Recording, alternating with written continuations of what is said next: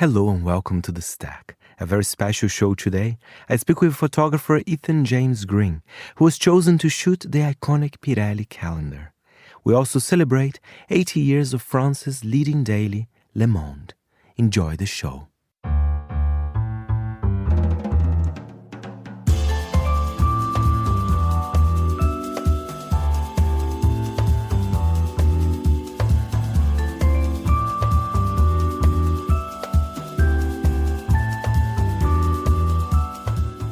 From Midori House in London, this is The Stack, 30 minutes of print industry analysis, and I am Fernando Augusto Pacheco. The Pirelli calendar is an institution. From 1964 to 2025, 40 photographers have produced 51 calendars. For 2025, the chosen one was celebrated photographer Ethan James Green, one of the most sought-after fashion photographers of his generation. With the theme of refresh and review, this year's calendar is a return to sensual imagery and the search for beauty. I had the pleasure to speak with Ethan about this year's calendar. I've known about the calendar for a long time. As a photographer, it's one of those huge milestones that not everybody gets to do. And I always thought that if it was going to happen for me, it would have been at least 10 years from now. So I was really excited. I found it on my birthday. When is your birthday, by the way? So which month would you be, for example? February 14th. Valentine's Day. And when you were thinking about the first ideas for the concept for this year, were you looking back for inspiration? Because, of course, the calendar, as I said, is iconic and it had many iterations throughout the years. I mean, amazing photographers like Herb Ritts, for example. Was there a particular period or photographer that you were like, you know what, this could be my initial inspiration? Yeah, I mean, Herb Ritts was definitely one of them. When I started talking with the Pirelli team, they had sent over some books that really gave an overview of the calendar's history. And then they sent me some of the newer calendars that weren't included because of the coffee table book was a bit older. But one thing I initially felt was I wanted to approach it in the way that when I think of a Pirelli calendar, I think, which would be that more kind of sensual skin. And then the calendars that really stood out to me were Herb Ritts' calendar, and it was like pictures on the beach, and then Avedon's studio calendars. So that's why we ended up doing both studio and beach together. And I think it's amazing that idea of the sensuality, it's certainly back. And I think there's a lot of talk in the industry, even, from film to magazines and other art forms as well. So was it refreshing to you that perhaps you could play around with that sensuality, of course, adapted to our times, but, we can still be sexy, right? Yeah, no, I think that there's a way to approach it. And Tawny Goodman, who styled it, who's a legend and an icon in the fashion world. She's styled more Vogue covers than any person in the magazine's history. And so she's dealt with like a variety of people. And both her and I actually started out as models. So there's this understanding of what it's like to be on the other side. And we really approach our work together as problem solvers. But also Tawny, when she works with people, there's this embracing that she does with who the person is, and she wants the person's opinion going through the clothes.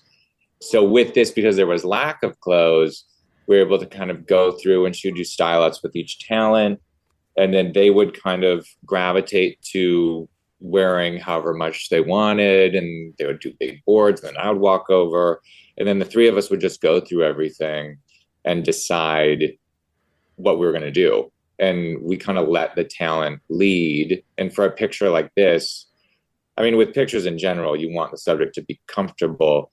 But with something like this that's so sensitive, you really want the subject to kind of lead the way and you follow them along. So we really kind of gravitated to what was getting each subject excited. And where was the shoot? Was it somewhere in Florida, right? We were in Miami. Miami, fantastic. And which month? I mean, because it looked amazing. I mean, the pictures, it looks like a fantastic place. Yeah, no, it was a really special beach, but we did 2 trips and we had 12 talent and we did 6 per trip. I believe we shot June and July. They were about a month apart. And I want to talk a little bit about the talent, the amazing, cast of models you have this year. But one of them was you. I mean, it's not necessarily the first time that a photographer is also on the calendar, but how was it? And it's funny, I think I read a quote. I mean, even when we talk about nudity, I guess to shoot yourself in a way, that must be the easy part in a way. Yeah, I mean, we had done the first trip, and the first trip it was only women. But at lunch, one of the days that we were shooting, we were talking with Pierre Giorgio, the casting director, and I forget who brought it up, but someone said we should try guys maybe. But what do you think of that? And right away, everybody was like, oh, that would be cool. That feels fresh. That feels contemporary. So we started talking about guys, and getting guys on board actually was harder than getting women. We wanted to make sure that one of the male talents was showing a ton of skin just because we had a handful of the women who were just down to kind of show it all in a way. And our way of getting to each picture, there was never telling anyone what they should or should not wear. And the male talents that we had confirmed were a bit more conservative with their response to the concept because we would present the concept to everyone before confirming just so they knew what we were doing. But then the only person I could really tell to kind of like strip completely was myself. And then also kind of like a realization with this project because it's the most frontal facing project I've ever done. I've always kind of like hidden, which it's a funny time because, I guess it's obvious, but for me on this job, I really decided to throw myself in front of the camera as much as I was shooting, because with a project like this and being a photographer, like it only helps your career to be more visible. So it's just like a lot of factors. And I was like, okay, why not? And then, yeah. And I'm glad, you have guys as well in the calendar. For example, the picture of John Boyega, I thought it was, super sexy. It's lovely. It's a great, great picture of him as well. Yeah, no, he was lovely. He was really great. And Elodie as well, Italian singer. I like that because it's such an interesting mix of characters. You have this amazing Italian pop star, a British actor. It's Vincent Cassel. It's such a nice kind of selection of countries, different kind of type of art forms as well. It's a little bit of an art to choose a cast like this, right? Yeah, I mean, casting is really complicated. I mean, the way it's funny, but when I do a group cast, the way that I always think of it is like a fragrance in a way. And it's like each person is a note to it. And maybe someone has a unique nose and someone has big ears. But I mean, both are beautiful. But you are constantly trying to find this balance and have a group that feels very like there's a variety there, but there's also a balance. But with this project, it was much more of a group conversation than casting usually is for me, or how it has been in the past, because I want to photograph a group of people that represents my work well, just because if you're doing a Pirelli calendar, it's always been a thing as a photographer that it's important that it represents your work, and it's a real opportunity to show people what your work is about. But at the same time, there's other people that you have to make happy. And it's like there's bits of compromise, but I'm really happy with where we landed. And the compromise actually ended up, I think, like what you're saying, brought kind of some unexpected people into the mix, but it just made it much more rich. Like I didn't know who Elodie was, but obviously the Pirelli team did because she's such a superstar in Italy. And I'm so glad I got to work with her because she was so down to do the concept and so easy, so friendly, so beautiful. We had a great time. I'm a fan. I'm a little bit of an Elodie fanboy, I have to say. And we're talking about sensuality, nudity as well. That relates to a book that you've published, right, called Bombshell, which I think is quite interesting. I think it's nice to also tell our listeners, if they're interested, to know more about your work too. Yeah. I mean, Bombshell is a project that I did mainly in 2021. I shot almost all of it at my studio in New York City. And it's a lot of pictures, bombshell portraits of friends. And something that I realized too, which was really funny, like after we had shot the Pirelli calendar, the equation to get to the pictures was exactly the same as Bombshell. With that project, I asked my friends to just come to the studio. We had some of our hair artist friends here, and people would come in, sit in the hair chair, play with wigs, create characters with the hair artists. They do their own makeup usually, and then bring anything to them that felt Bombshell. I would just tell each person, I want to take a Bombshell portrait of you, but come however feels Bombshell to you. So some people brought lingerie. I had friends who came from the flower market and constructed things on their bodies, but the subject led the way. And that's always kind of been what I've done with my personal work. It's always been very much about collaboration with subject and kind of like building images together. But it's a really fun book. My friend Devin Diaz wrote an amazing essay that's at the beginning. And yeah, check it out. Amazing. Well, and I think people should check it out as well, your latest covers. I think as we speak, I think the latest Bazaar, the US Bazaar, right, with Miley Cyrus on the cover. Amazing. First of all, Miley, such a charismatic kind of artist, but you did an excellent job. How is it to work actually with those big pop stars? Because you talk about make them feel comfortable. You must have that magic because you shot everyone like Lady Gaga, Miley Cyrus, among many others. Yeah, I mean, it's like a skill that the longer I do it, I guess the better I get at it. And I don't know, like I think it's always the most important thing to connect with who you're photographing. You kind of have to put the work second to just break the ice and get to a place and hear what the other person is hoping to get out of it. And with people like Miley and Gaga, I've been very fortunate because they've shown up on set and right away been like, I want to do something amazing.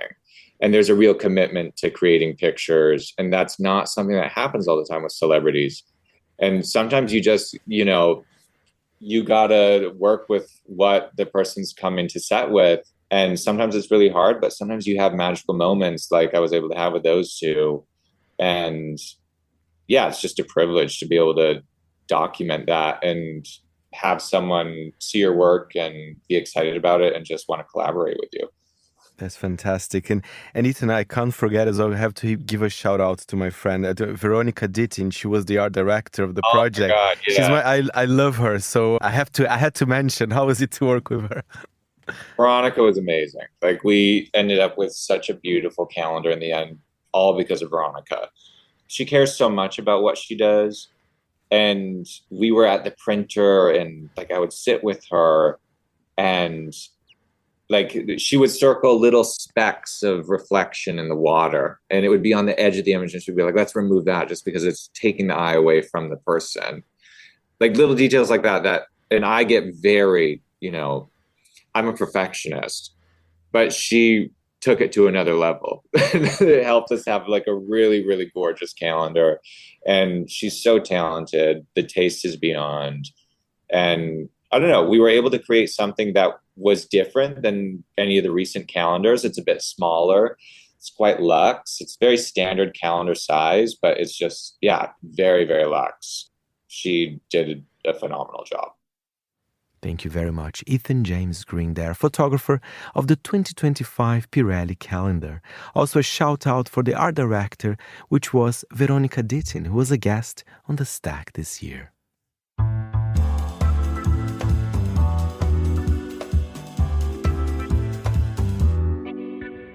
And we continue the celebratory edition of today's Stack, celebrating 80 years of French daily Le Monde. Before we hear from the president and publisher of the Le Monde Group, Louis Dreyfus, let's listen to Monocle's editorial director, Tyler Brûlé, on his reflection about the 80th anniversary of the title as the legacy publication expands its horizons with an English language edition.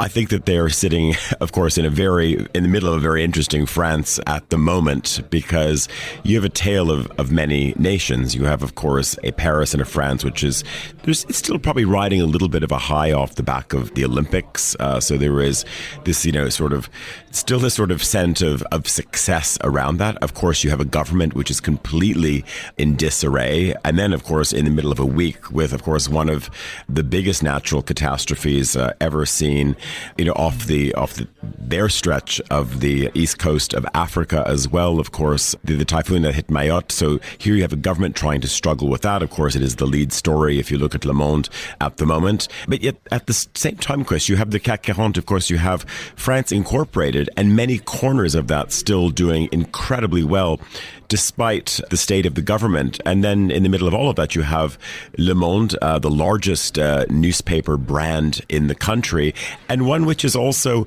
ambitious. I think when we think about a lot of major French players, there's many probably household names that people don't immediately even associate with France. But of course, they are very much the cornerstone of France Incorporated. And I would say that Le Monde wants to go a little bit in that direction as well. I think hearing the name Le Monde, it's not going to fool anybody. If it shows up, in print form in Los Angeles, I think everyone will know where it's from.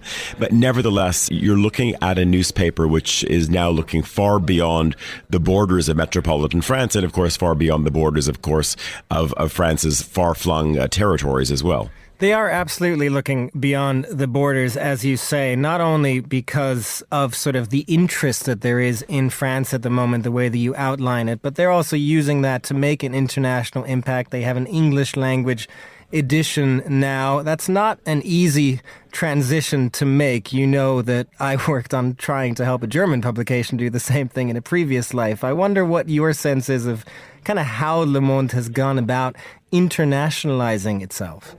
Well, we're just in stage one of it, because you have an English language newsletter. You're looking at, of course, and listen, any international newspaper which is not in your native tongue, many of them, they don't all work at the same level. Some have worked much closer with Google. But if we, where I'm certainly standing now, NZZ, a newspaper that, of course, we quote a lot, we syndicate from, they have, very, very good translation. And this is obviously automated translation as well. So if you put it through Google, it works incredibly well. And Le Monde is the same. So, of course, you don't have to be, let's say, a paid-up English subscriber to their newsletter. You can also, of course, just go on and read the paper. Of course, you do have to subscribe. They want your subscription. So maybe compared to maybe the days when you were trying things out, of course, Chris, with a German newspaper record, things, of course, have moved on. The other thing, though, that I would say is that from a consumer perspective, when you think about, of course, Germany has lots of consumer brands, but I would say that there are many more. Certainly, there are many more French brands that kind of get closer to your skin, even applied to skin as well. We're sort of surrounded by the likes of L'Oreal, LVMH brands from Kering, Richemont, etc. So there's this sort of consumer proximity, I would say, as well, that maybe, well, I would sort of say German brands don't have. That, and I think this also sort of allows, certainly from an advertising perspective as well, maybe for Le Monde, of course, get a little bit closer to the aspirational international consumer. Well, just finally, Tyler, then, when you talk about that aspect of this, the moment that France is in, I wonder what that says for you about kind of the Paris media scene in general, which Monocle, of course, has also joined recently with the opening of our new office there. I mean, is this really a moment of interest in France for, as you kind of said at the top, good reasons like the Olympics and fashion, but also some of the bad reasons because of the politics? Well, of course, it's a news story that keeps on giving, certainly, of course, when we look at French politics at the moment. But I think we're entering a new era, potentially, Chris, when we think about France's role within Europe, France's role within the world. Think back to a time when the Washington Post and the New York Times, had their International Herald Tribune joint venture. There is a spirit of an international English language title, which was sitting at the heart of Paris. It was very much informed by a European perspective, written by, of course, a cast of, well, not just Americans, written by a cast of, native English speakers who are running that newsroom. Of course, that's changed. The New York Times, of course, who took over the paper, they demobilized more of it in London, more of it elsewhere. But there is this momentum. You get this sense in Paris that this is a place also where we get caught, and we talk about it all the time within Monocle, that you don't want to get caught within the English language news bubble. You don't want to get caught within the Anglosphere. So you think about the power of France, just the sheer number of news channels that the country has, albeit they're all French language, but it's a very, very dynamic scene. Now, if I'm any one of those companies, Chris, I'm thinking about, well, yes, I can speak to Quebec and I can have a little bit of broadcasting into Switzerland and to Belgium and to the French diaspora around the world. But if I'm doing all of this, amazing content, if I've got correspondents right now in Syria, maybe there is more that I can do with that and do more with it in the English language. So I would say quite a dynamic scene. And of course, Le Monde, the big thing that's coming up next, of course, is they're taking their M Le Monde, their amazing weekend supplement, and that is going to go twice yearly now, to start anyway, as a wonderful volume of great stories, great imagery, and I'm sure it's going to be backed, of course, by very good French advertising. And now let's hear from the man himself. As French newspaper Le Monde turns 80, president and publisher of Le Monde Group, Louis Dreyfus, joins Tyler Brûlé and Andrew Tuck for a conversation on the publication's legacy and future. The first thing that you have to know, it's true for Le Monde and it's true for many quality media, the worse the news are, the better it is for our economy. Because people, when there is news that are so complex and so violent, people go back to the quality media to try to understand what's going on. So over the past year, we have seen our paid circulation growing much more than what we thought. There was the election in the US, obviously conflict in the Middle East, and also exceptional election at the French Parliament. So we have had a circulation growing. But the other thing that we saw, and it's true since COVID years, that people want to read something more about their personal life, about the intimacy, which is quite new for Le Monde. So we created those topics and spaces in the daily, in the magazine, on the website. And now, quite often, the stories that are most read, most shared, or that attract more new subscribers are not the one on politics or international news, but the one on intimacy and personal news.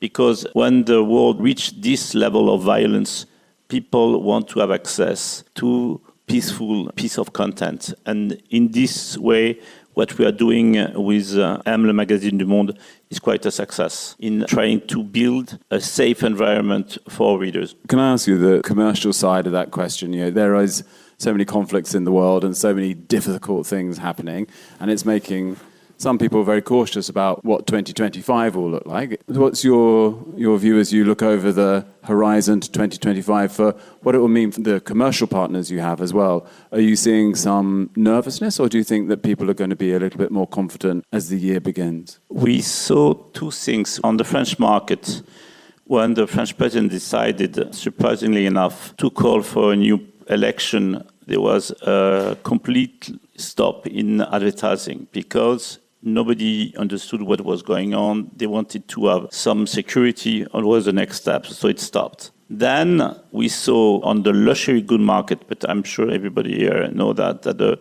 difficulty on the Chinese market changed the pace of development in this market in advertising.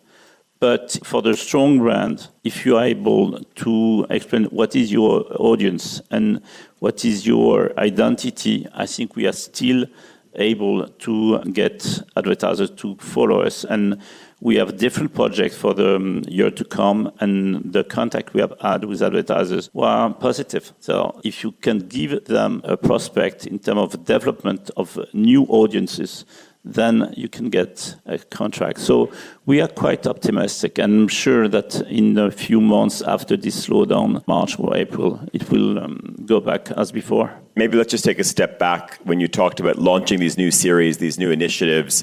Is this because your editors and your journalists have a proximity to the market and the audience? Is it driven by, let's say, more classical research that you sort of take these kind of ventures? What's been driving that? It's not by research. It's the belief that we have at Le Monde to be a leader in French journalism, you must have always few meters in advance from your competitors.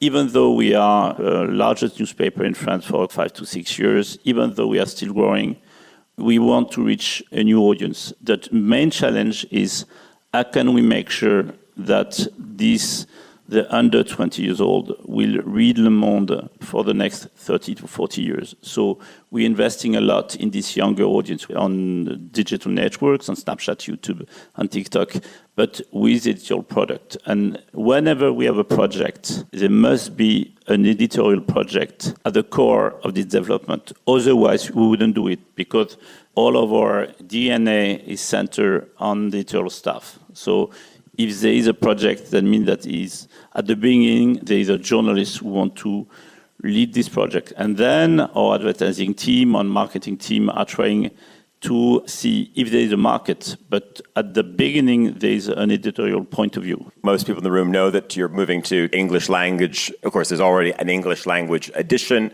of Le Monde online newsletter, but also taking English. I'm sure this is going to be wildly successful in terms of advertising.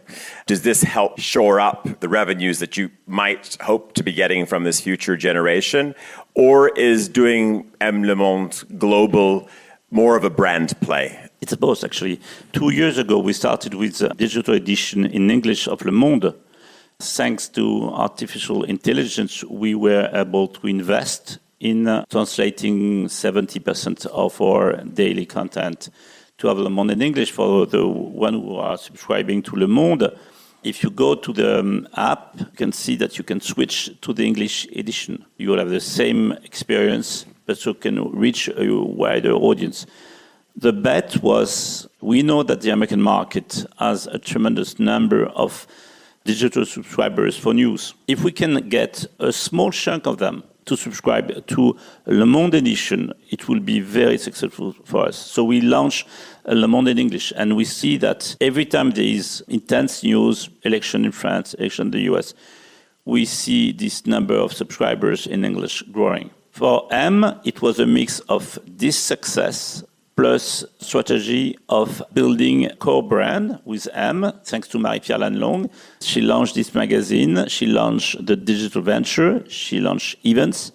The next step was to grow internationally. We'll launch in March an international edition in English, made with the content she produced for M, or for Le Goût de M, who is quarterly published in French, and we'll do, for the first year, twice a year. And I'm sure that in the most part of Asia and the Western world, we will have a success in newsstand and obviously for advertisers. But it's an audience that you know that Tyler much more than I do, but I'm sure there is a market for both of us.